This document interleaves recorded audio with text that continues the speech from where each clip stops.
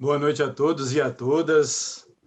Eu, inicialmente, já gostaria de agradecer o convite de participar do primeiro fórum virtual da Chapada Diamantina, em nome do professor Sérgio Magalhães.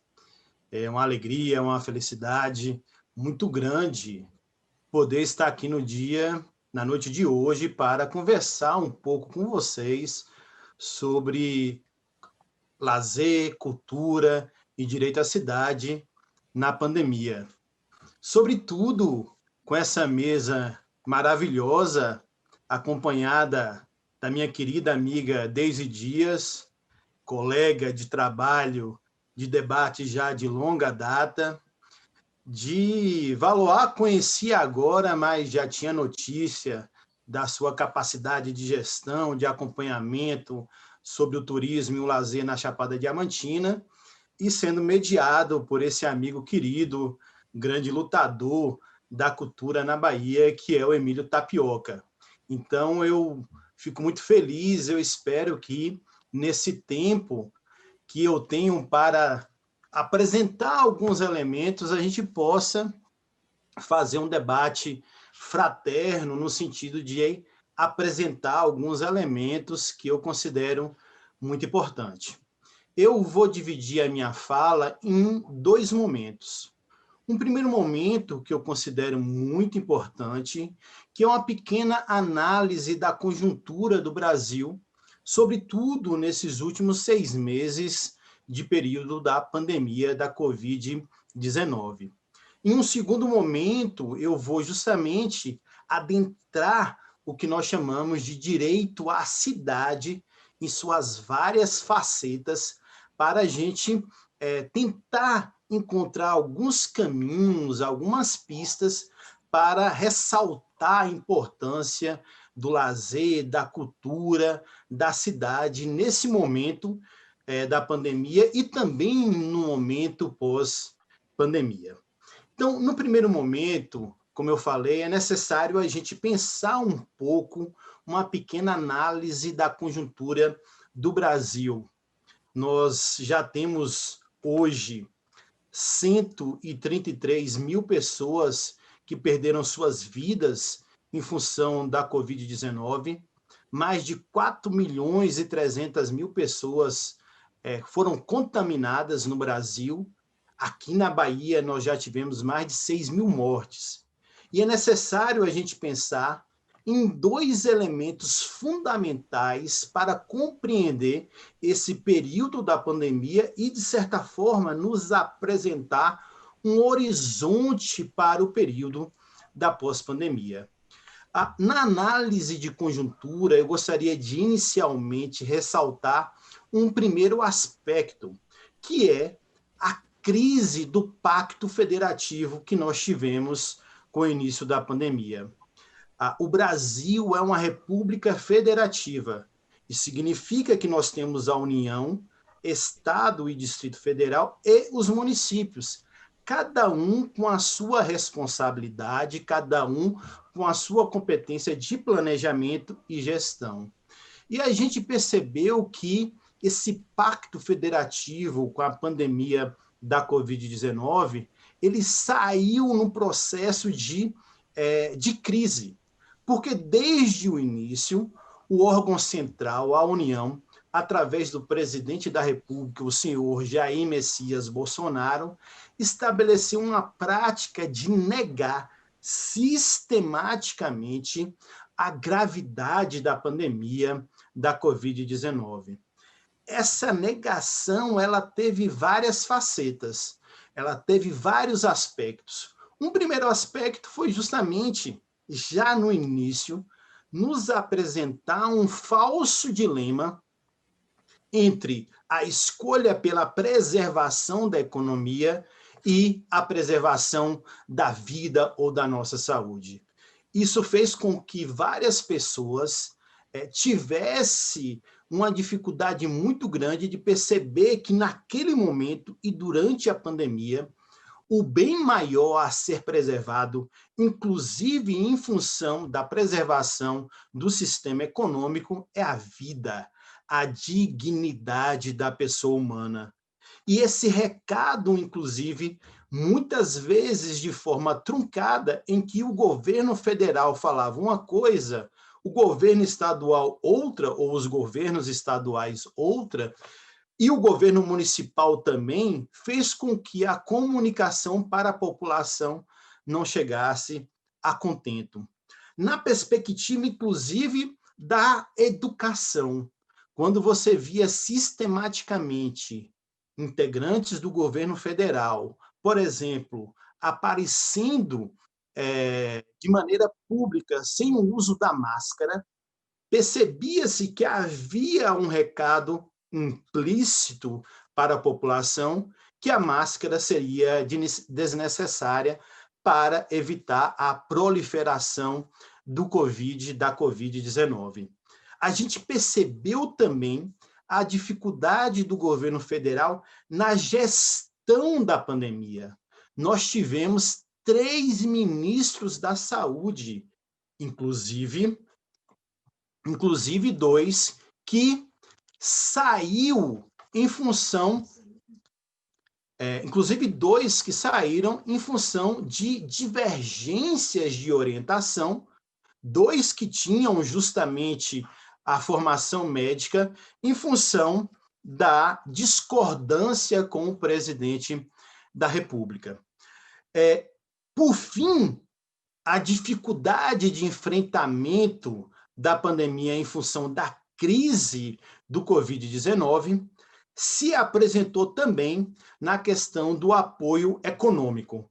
Seja para a população em geral, vale lembrar que o auxílio emergencial, o governo enviou com um projeto de R$200. Foi o Congresso Nacional que alterou para R$600. Vale lembrar também que o governo federal houve uma demora em demasia para liberar um crédito para a pequena e a média empresa. Esse crédito inicial de 20 milhões saiu no final de abril. No entanto, havia uma grande reclamação que, apesar de estar liberado, havia uma série de critérios pelos agentes financeiros para fazer a liberação desse crédito. Isso fez com que a nossa pandemia tivesse uma diferença, inclusive com países da Europa, admirados pelo presidente da República. Somente um exemplo, o primeiro-ministro do Reino Unido, da Inglaterra, o Boris Johnson, que tinha a mesma característica de conduzir o enfrentamento da pandemia, negando a sua gravidade, depois reposicionou o seu governo com a ação efetiva do governo federal, centralizando as ações e conduzindo para que o processo de entrada e saída da pandemia do Covid-19 fosse mais adequado que o nosso.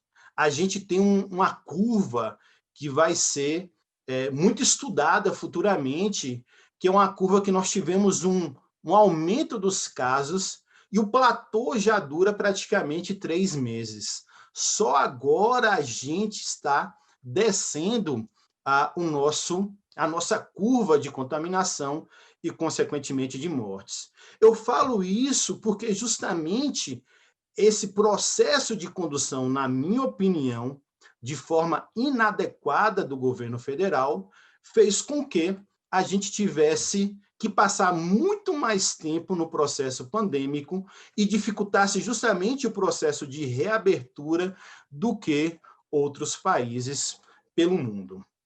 Um segundo aspecto que eu acho muito importante na análise de conjuntura é justamente como a pandemia ela foi distribuída de forma diferente pelo nosso país, que é bem verdade um país continental. Há uma extensão territorial muito grande. O início da contaminação e o foco inicial, o surto inicial, foi o Sudeste, através de São Paulo, e depois a gente verificou justamente a distribuição pelas capitais.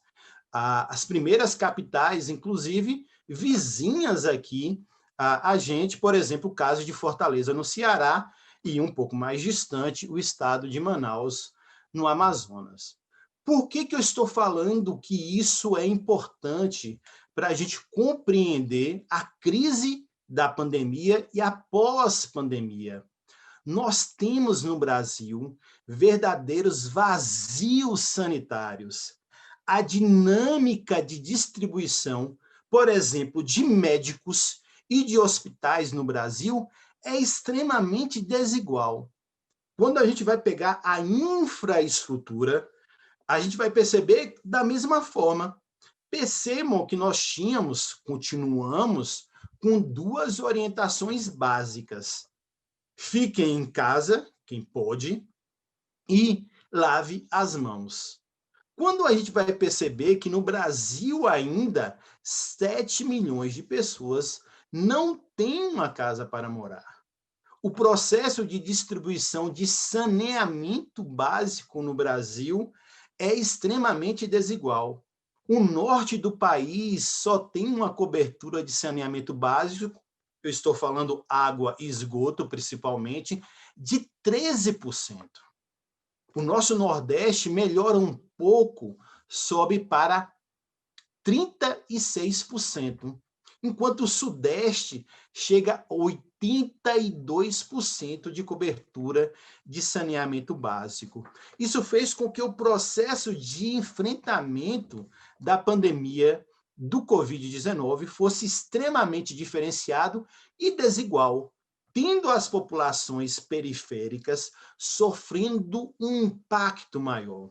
E um detalhe muito importante para esse debate nosso aqui, da Chapada Diamantina, nessa análise de conjuntura. Inicialmente, o processo de proliferação do Covid-19 começou justamente nas capitais, mas nós vivemos um momento ainda de interiorização da pandemia.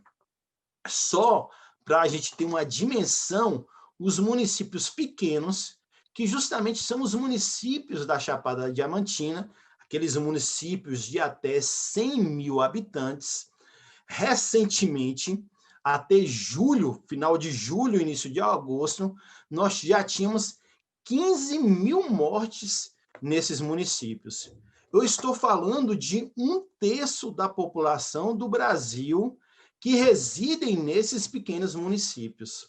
No entanto, quando a gente vai justamente relacionar com a infraestrutura, com a quantidade de médicos, por exemplo, 80% desses municípios não tem sequer um leito de UTI. Portanto, a gente vai ter uma dinâmica de centro-periferia que vai dificultar muito o processo de tratamento. Aqui na Bahia é um exemplo bastante emblemático. Metade dos leitos de UTI, eles ficam localizados justamente na capital, Salvador. Quando a gente vai perceber e fazer uma comparação entre Salvador e Vitória da Conquista, que é o local que eu estou, Conquista é a periferia do centro que é Salvador, porque nós temos uma quantidade infinitamente menor de leitos de UTI. Quando a gente faz a comparação com Mucugê, Mucugê é periferia de Vitória da Conquista quando a gente pensa a perspectiva regional, porque Vitória da Conquista tem muito mais leitos de UTI do que Mucugê. Portanto, é necessário a gente tomar um cuidado muito grande com esse processo ainda em curso da interiorização da pandemia do Covid-19. Pois bem, trabalhando esses dois aspectos da análise da conjuntura, a questão da crise do sistema federativo e como a pandemia teve uma dinâmica diferenciada, é possível a gente passar para o segundo momento da minha fala, que é justamente a gente compreender a importância do direito à cidade. O direito à cidade, ele é um elemento discursivo que precisa ser apropriado pela população, mas não simplesmente como um conceito, mas como realidade vivida. Percebam, eu vou dividir o que nós chamamos de direito à cidade de 3 formas ou 3 momentos. O primeiro momento é justamente o direito de participação na cidade. Quando nós falamos de direito à participação na cidade, é preciso a gente compreender a importância da esfera pública. Quando nós falamos da importância da esfera pública, por muito tempo, há um processo de incentivar as pessoas a compreensão que a esfera privada ela é mais importante do que a esfera pública. Vou dar um exemplo só para a gente ter a dimensão comparativa. Tem muita gente que estabelece uma relação de identidade com a praça de alimentação de um shopping center, achando que a praça de alimentação de um shopping center ela é um espaço público e não o é. Ela é um espaço coletivo, mas é privado. No entanto, a gente tem a compreensão que uma praça, vejam a Praça Central de Mucugê, as praças paralelas àquela que tem o Coreto, como a população pode emprestar uma relação de identidade àquele espaço público, conversando sobre os problemas cotidianos da cidade. A creche que é ausente, não existe, ou que tem uma dificuldade de atender as crianças da cidade. O debate no coreto, na praça, do posto de saúde que não está conseguindo cumprir o processo de vacinação estabelecido pelo Ministério da Saúde. E a gente vai perceber como esse espaço público ele vai ter uma potência de organizar e de estabelecer um processo de aprofundamento da democracia no Brasil. Eu costumo dizer que nós vivemos um processo de desdemocracia no Brasil. Nós temos eleições esse ano, eleições para a Câmara de Vereadores e para a Prefeitura, mas a gente não pode achar que a eleição é o fim em si mesmo.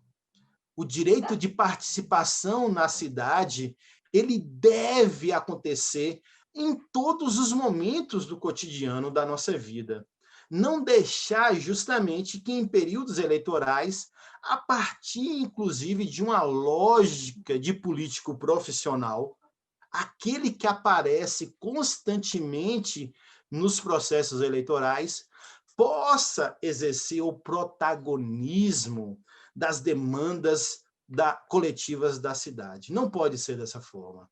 A gente tem que realizar participação cotidiana na cidade. Todo dia é dia para a gente conversar sobre os problemas. É bem verdade, eu espero, amigos e amigas, que a gente possa ter o mais breve possível uma vacina para que a gente possa voltar, ter oportunidade de ter uma conversa para além das redes sociais, para além desses mecanismos, que são importantes, mas que a gente tem que ter oportunidade de discutir na escola, na universidade, no trabalho, na praça, e ter a compreensão que a única saída para uma cidade justa, democrática e sustentável é o debate coletivo. Não há saída, não temos alternativa em projetos individualistas para uma cidade. A saída é pelo processo coletivo. Então, quando nós temos a discussão na praça e chegamos ao Conselho Municipal de Mucugê, Conselho de Turismo, a esse momento, olha só, o primeiro fórum virtual possibilita que uma série de atores sociais, sociedade civil organizada, empresariado, a população tenha oportunidade de ouvir e falar suas preocupações nesse processo de reabertura. Então, não existe direito à cidade sem participação cidadã. Então, esse é o primeiro aspecto que eu gostaria de ressaltar: direito de participação na cidade. O segundo aspecto é a livre ocupação dos espaços públicos. A gente percebeu nesse momento de pandemia, de confinamento, a dificuldade, inclusive, que a gente tinha em muitos momentos, inclusive do ponto de vista da saúde mental, de ficar tanto tempo em casa. E a gente percebeu a importância dos espaços públicos, desde a rua, a praça, a parques. Imagine a importância da gente resgatar o espaço público como uma potência política. Por exemplo, talvez o ano que vem ainda não tenhamos condições de participar do Carnaval de Rio de Contas.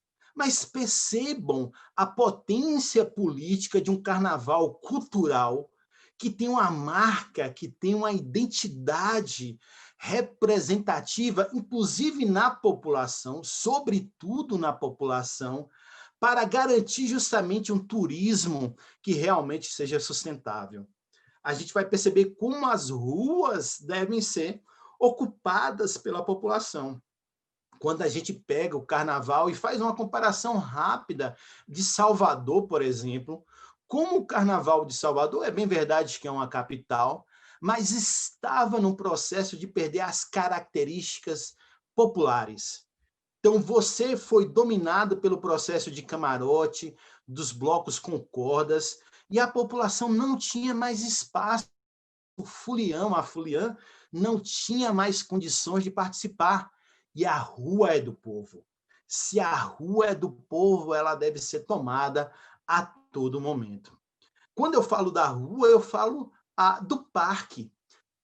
O parque ele tem uma função, as áreas verdes, vide o Parque Nacional da Chapada Diamantina, o Parque Municipal Sempre Viva, a importância de você ter esses espaços de contato com a natureza, não só para você estabelecer uma relação lúdica, mas, sobretudo, para você redimensionar os seus valores. A gente passa por um processo já há algum tempo, que a lógica do capital, da pilhagem ambiental, da apropriação dos recursos da natureza, ele vem se aprofundando e muito. Vídeo que está acontecendo nesse momento com esse desastre do governo federal na área de meio ambiente, no caso do Pantanal e no Cerrado. No 7 de setembro, o último feriado, aconteceu uma coisa que me deixou bastante preocupado. Eu cheguei a comentar com minha esposa Valéria, a gente teve um debate muito aprofundado sobre isso, quando eu vi a invasão clara de pessoas em uma determinada população quilombola no Centro-Oeste, que havia uma placa dizendo não entre, e mesmo assim 2 pessoas acharam por bem adentrar, porque tinha uma cachoeira, e atrapalhar o isolamento daquela população. Imagine como é delicado eu visitar uma cachoeira, em Andaraí, por exemplo, meu amigo Tapioca, lá no quilombo da Fazenda Velha, sem compreender a realidade, a complexidade daquelas famílias que lá estão. Então, é preciso, nesse período de pandemia e pós-pandemia, a gente compreender a importância decisiva desse direito de você viver a cidade. O turismo, o lazer como direito fundamental. Isto está na Constituição. Para além de citar artigos aqui legais, mas o nosso ordenamento jurídico diz que a gente tem que ter cidades sustentáveis, em que você possa ter a oportunidade de lazer e turismo. E é necessário que a gente compreenda isso como um direito fundamental. É muito mais importante a gente ter uma relação de identidade para uma construção solidária, fraternal de uma sociedade na esfera pública, nos espaços públicos, do que na esfera privada. Uma praça bem infraestruturada. Vejam que muitas praças nas cidades brasileiras não têm infraestrutura, não tem sequer um banco para você sentar, mesmo com máscara, e poder dialogar com seu vizinho ou com sua vizinha. Não tem um brinquedo para o seu filho, para a sua filha brincar. Não tem um equipamento de ginástica para você fazer uma musculação a céu aberto. E aí você fica com pessoas achando que é saída adequada frequentar uma academia nesse momento, que é um local fechado. Imagine se nós tivéssemos em todas as praças infraestrutura necessária para a gente efetivamente usufruir desses espaços. E, por fim, o direito de você permanecer na cidade. Não tem como você participar, não tem como você usufruir da cidade se você não tem condições de você permanecer na cidade. E aí eu já vou finalizando, colocando que é um aspecto que a gente tem que ter um cuidado muito grande. Sem trabalho não tem como a gente gerar riquezas. No entanto, é necessário a gente tomar um cuidado nos protocolos que a gente vai adotar para essa transição. Hoje, no Brasil, pós-pandemia, nós temos 20 milhões de desempregados.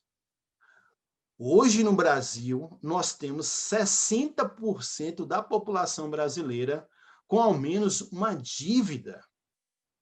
Portanto, é necessário a gente garantir trabalho. No entanto, o trabalho ele tem que dialogar com a segurança sanitária para que a gente possa fazer essa transição de maneira segura.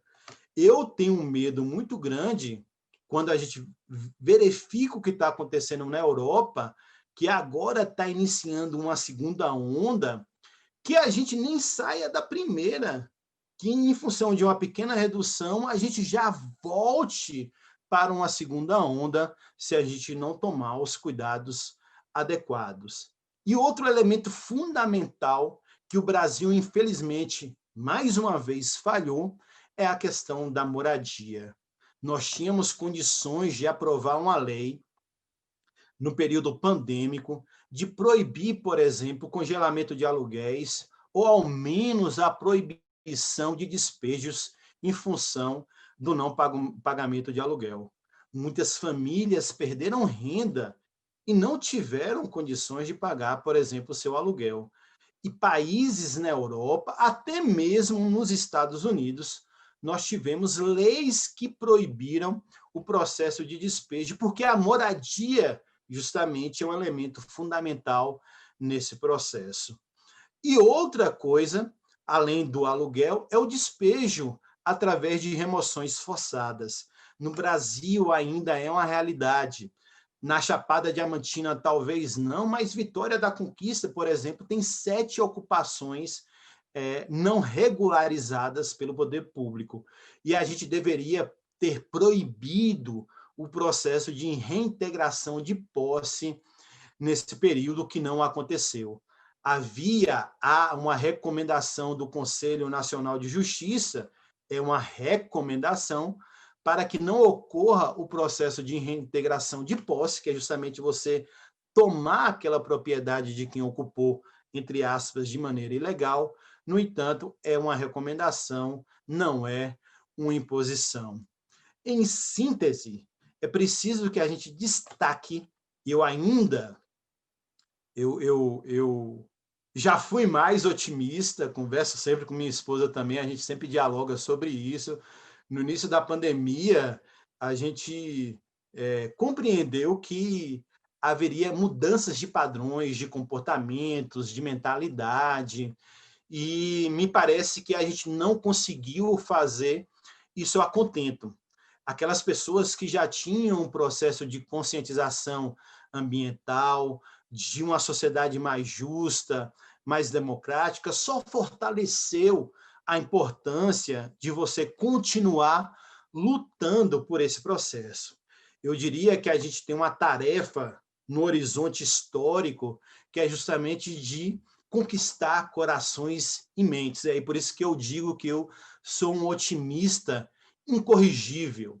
Eu acredito, nesse momento, Somucugê está mais adiantada na Chapada Diamantina para o processo de reabertura, mas daqui a pouco nós teremos o processo de reabertura em toda a Chapada Diamantina. Eu acredito que a gente terá condições de praticar, por exemplo, um ecoturismo de fato sustentável e não um egoturismo.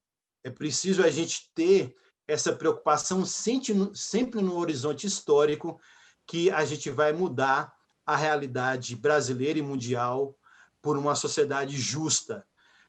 Uma sociedade justa, ela não só é importante, como ela é necessária.